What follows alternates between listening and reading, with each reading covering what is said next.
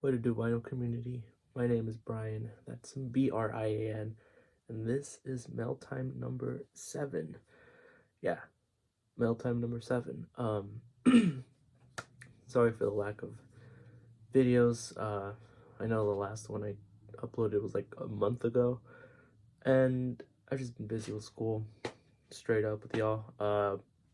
Started again. I've been took a winter class not too long ago. That ended last week, uh, February 9th. Started again February 13th for spring classes. So, just, yeah, that's basically why I haven't been uploading. Also, I haven't really had the time to, listen to records. But, I will say, I have bought some records, already for 2023. I just am waiting for to make a separate video, because this video, milk time number 7, is going to be some records that I have not shown at all from what I bought 2022. What I wanted to do for before making this video was make 2 separate videos of me showing these records, but decided to put them both into one video instead for the sake of time, y'all's time too. So without further ado, let me just show y'all what I've not shown. Again, these are records that I got last year, but I do have records to show for this year, but not in this video. I want to start off with 10 inches. I wanted to make a video with just 10-inch records, but I don't have that many to show y'all. I'm just going to show y'all the ones that I got. I got all of these towards the end of last year. Starting off with this Blue Note record. This is Stomps, Rags, and Blues, James P. Johnson, Rent Party Piano. Yeah, so this is an early Blue Note release on that 767 Lexington Avenue. I'm not very familiar with James P. Johnson, but gave this a spin, and I've been trying to get the earlier Blue Note titles, and yeah, I saw this on eBay for cheap a while back and decided to get it, and it's in very clean condition. I don't know if the video will show y'all, but yeah. The wax is like, I want to say BG, not BG plus, but like BG. There are some like scuffs and stuff, but the what's it called? The video won't show y'all that. Again, yeah, I got this on eBay for, I think it was like $9, $10. So I was like, you know what? I kept seeing it being relisted, and I was like, okay, if no one's gonna get it, I'm gonna hop on this, and yeah. So very happy to have this. From the title, this is like blues, blues' record, and there's like, you know, that old timey jazz. So I believe another musician that was on the Blue Note early on was Sidney Beckett, and yeah, and I'm pretty, like, I see that name a lot for the early Blue Note releases. I just don't have any of his stuff, so yeah, I'm just happy to have this. Stomps, Rags, and Blues, James P. Johnson. Next up, I have, I've been wanting this for a while now. So this is Barney Kessel, self-titled on Contemporary Records, C2508.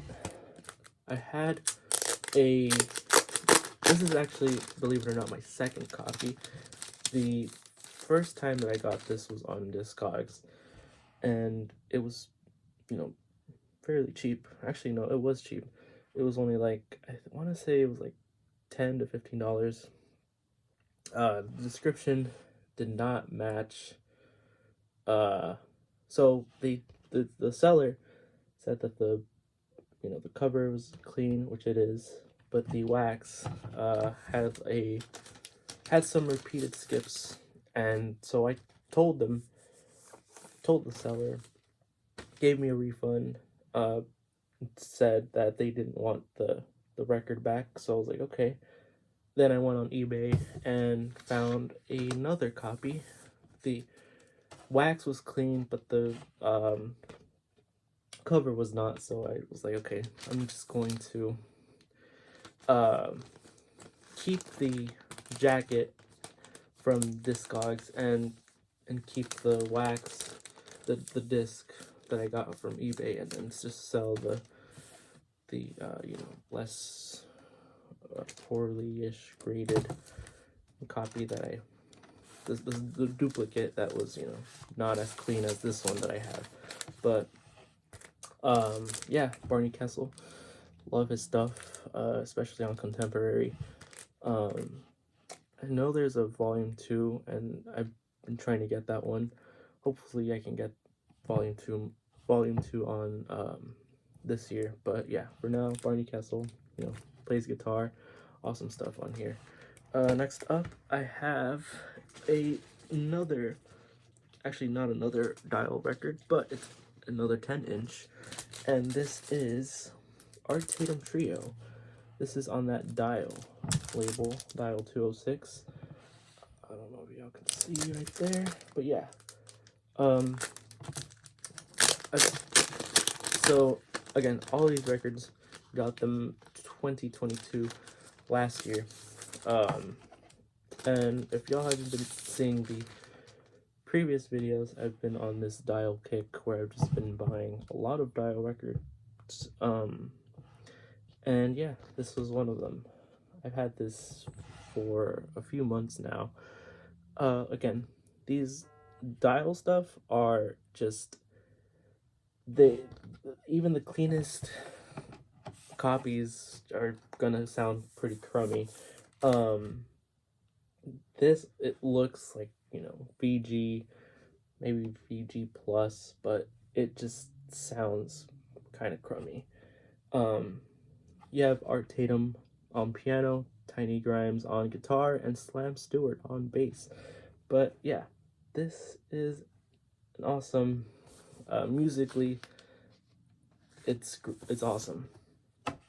In terms of, the sound, audio quality, I'm just saying, the cover looks a little like, what's the word, like faded. It's not as bright pink as it once was, but it's still very nice. Yeah, Art Tatum. I'm not sure how many more Art Tatum releases there are on Dial, but I'm glad to have this one. Again, this one was cheap too. I want to say I got this for like $20 or something from that range. Yeah, Art Tatum Trio. Next up is a Bethlehem record. This I got for $10 on Discogs.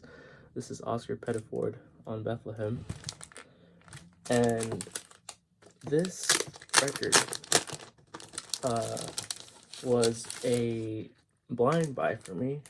I've been seeing, I've just like, every time I go save something or put it on my want list on Discogs, I see the when Discogs will show like the added, or sellers add whatever you have on Discogs. They will like say, oh, this seller put this up on your want list, and saw this.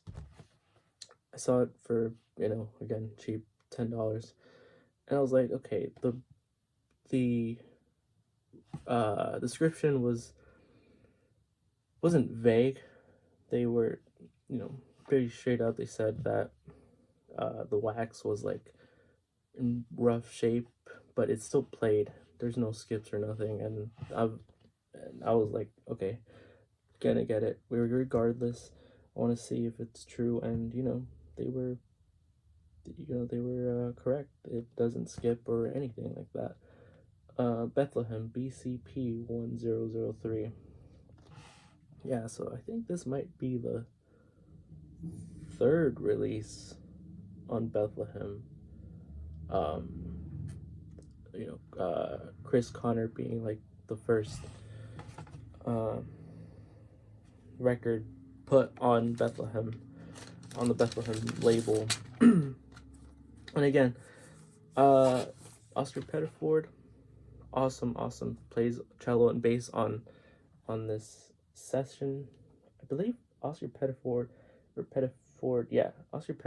like was known for playing cello in these like whenever he put out stuff.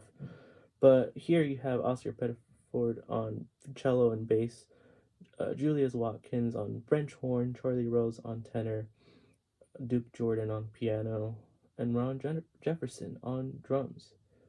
Again, I believe there is a volume 2 of Oscar Pettiford, but I don't have it. There is a volume 2 because I remember now that I put it on the on my want list on Discogs, but I don't know if there are many copies on the secondary market. So for now, I'm just gonna play the patient game, the waiting game, whatever you want to call it, and just wait until I see a affordable copy release, and hopefully I'm fast enough to get it. But yeah, Oscar Pettiford, that was cool. Let's see. Okay, last but not least, from the 10-inch records, this, out of all of these, this was my most expensive one. Yeah, again, another Dial record. This is on Dial. This is Mr. Saxophone, or Mr. Saxophone ... Dial 211. Yeah, this right here, saw on eBay. I knew I had to get it. This is one that stars, I believe this is technically a compilation, but it stars James Moody, Charlie Parker, Wardell Gray, Dexter Gordon, Serge Chorloff, and Don Bias. Yeah, so everyone has their favorite jazz musician. If you're a jazz fan, there's got to be at least one person that you want to get their stuff on. For me, it's Charlie Parker, and when I saw this, I knew I had to get it. But it also has Dexter Gordon. These two, Charlie Parker and Dexter Gordon, were I listened to a lot in high school, and I still do, but mostly Dexter Gordon now. I want to get back to Charlie Parker now that I'm collecting records. But if y'all don't know, his stuff on vinyl, it's stupid expensive. So especially on Dial, a lot of his records are just, anyways. Yeah, so this has I don't think this is, so yeah, there's different tracks on each side, and I think there's only one track for each musician. So you're not gonna get like a duplicate. So it's not gonna be like, oh, you're gonna get Charlie Parker. No, you're gonna get Don Bias on one track. You're gonna get James Moody on one track. Just their rendition of the tunes that they're playing. But yeah, this one saw on eBay for, it was over $100, and it was VG plus for both the jacket and the disc. Now again, when it comes to these older records,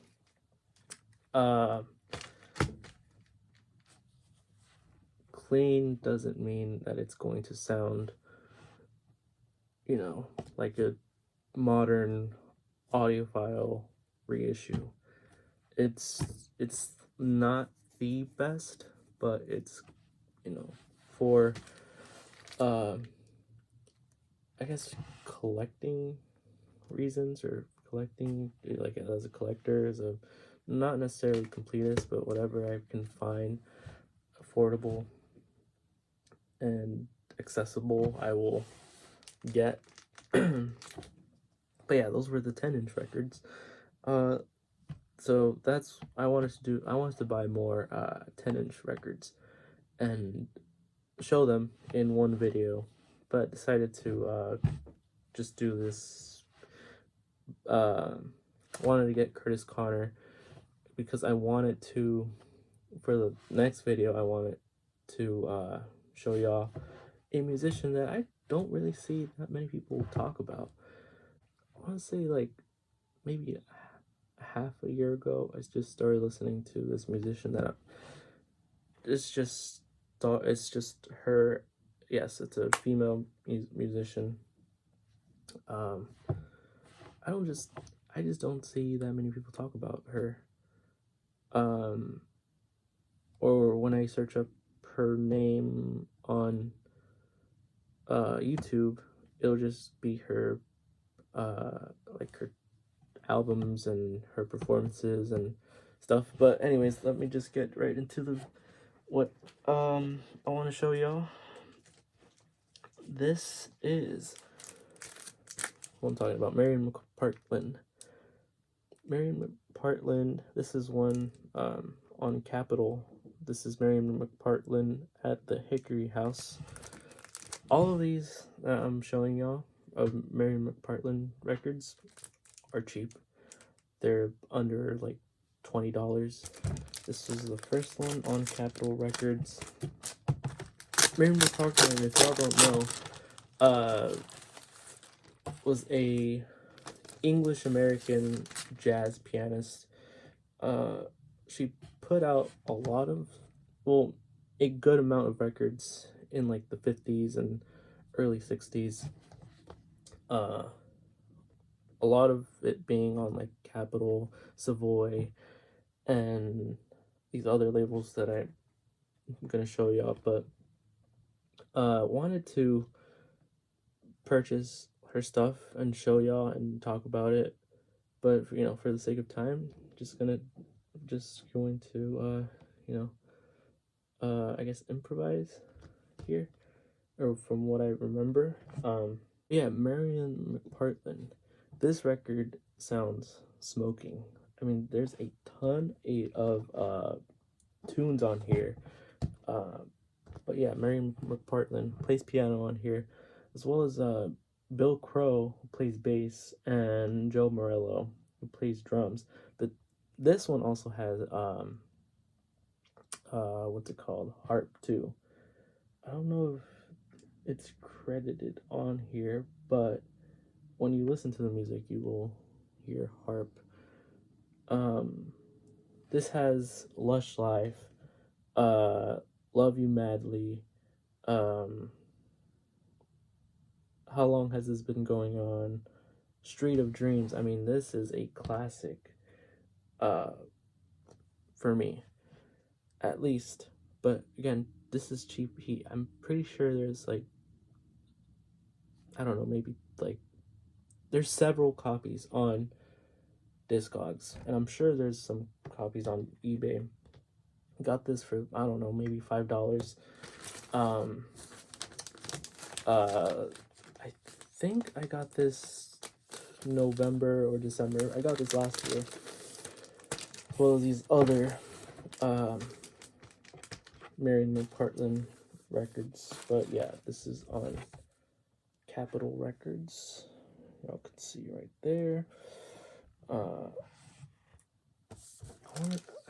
have to remember what year this record came out. I don't know if it says here, but this came out in the 50s, and yeah, a lot of her stuff, she a lot of her stuff released was, you know, in the 50s, 60s, a bit, I think. And then she started to do, Marian McPartland had like a radio program or like radio show from like 70s. She like people knew her for her radio show.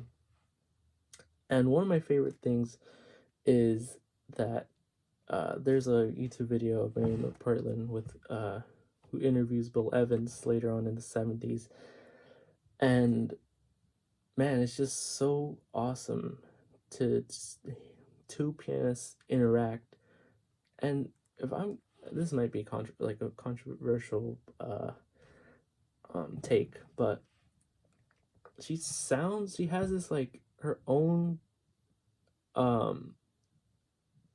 playing style, but it also sort of reminds me of Bill Evans, but in her own way.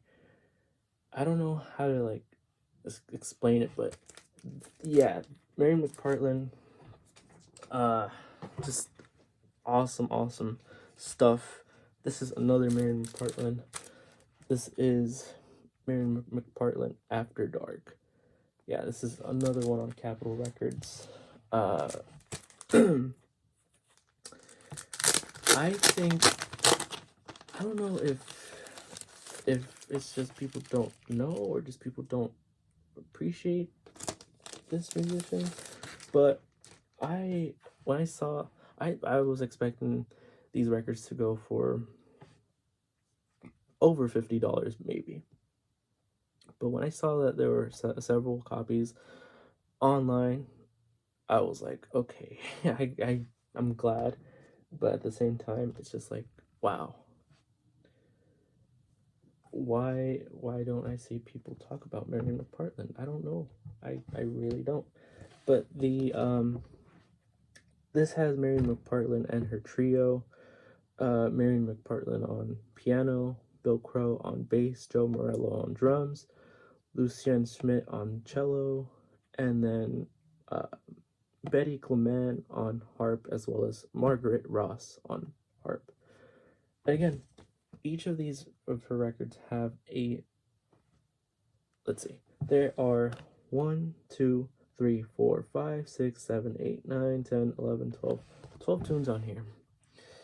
You know, maybe each of them only lasts a few minutes, like maybe 2 minutes, but they're still so incredible sounding. Another one that was, actually, before I say anything else, these photos, the Capitol ones at least, I think also the early Savoy, there are some 10 inches of Marian McPartland put on Savoy, but these Capitol ones, the covers were done by Bert Goldblatt, and I've been saying that name a lot more, mostly because of Mr. What Can Brown, Chris from, you know, What Can Brown. And yeah, when I saw this, I was like, wow, that is amazing. You know, I've not completed all of her stuff yet, but hoping to. Again, the wax is super clean. I want to say it's like VG plus. You won't be able to see it, but yeah, just awesome stuff. After Dark, it's just super awesome. It's like I love the way she plays her piano style. Is just, anyways, yeah, this is another one. Let's see here. The Marian McPartland trio. This is just her trio. Again, on Capitol Records. Again, got this maybe, I don't know, it was like under $10. The Capitol ones, at least. Yeah. Marian McPartland on piano, William Brito on bass, Joe Morello on drums. All selections recorded July 1956. Yeah, $3, but I didn't get it for that price. I got it for like maybe $5. But yeah, I mean, this is super, super, super great sounding. I guess also one of the reasons why I'm in respectively like compared her to Bill Evans is because she has her trio, just like the Bill Evans trio. But yeah, this is awesome. Again, her stuff on Capital Cheap Heat, you can get it for under $10. These next two are not Capital, but they were released around the same time period, maybe like a few years later. The first one, again, of Marian McPartland, is Marian McPartland at the London House. This is on Argo. Let me show y'all here. This one I got for, I don't know, maybe like $10 or $12. Argo.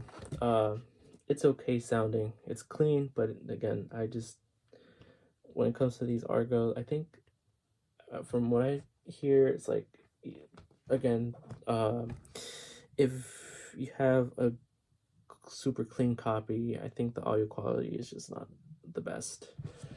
But yeah, the recording took place 1958, and yeah, Marian McPartland trio.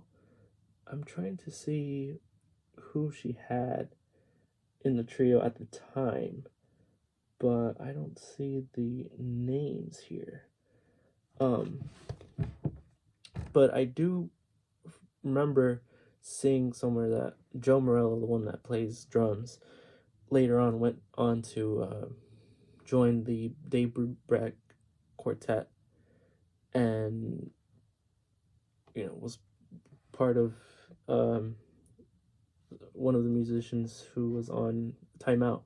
The Capital ones I feel like are more accessible. I think Argo, from what I've last seen, there were, I don't know how many copies. There were lesser Argo copies than there were Capital. Yeah, they had this record has like Someone in Love, Tune for Text, Steeplechase. Man, if you can't get this record on vinyl, at least stream it. I'm pretty sure this is you can hear it on streaming platforms, if not Spotify. But last but not least, this record, another Marian McPartland. This is Marian McPartland plays music of Leonard Bernstein. This is on time. In one of my videos that I posted, towards the end of, or was it towards the end of last year? No, it was like this year. I showed the Kenny Dorham On Time records. This is on stereo. I don't think there was a mono for this, but so yeah, just like the title, this is Marian McPartland and her trio playing music that's Broadway music, but in the form of jazz. And yeah, this has Marian McPartland on piano, Ben Tucker on bass, and Jack Hanna on drums. This was recorded in 1960. And the one that let's see, there is one over here. Cool, the second track on side one, Cool, brings me back to the high school days, because at the time we were, or not me, but like the wind ensemble,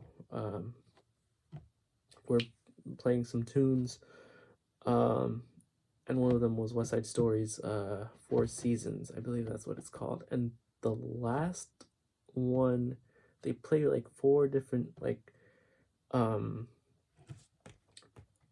they play like four different tunes in one tune, if that makes sense. But basically what I'm trying to say is cool is in that piece of West Side Story, and that was my favorite one because it's this jazzy, feel, and that's what it's supposed to be.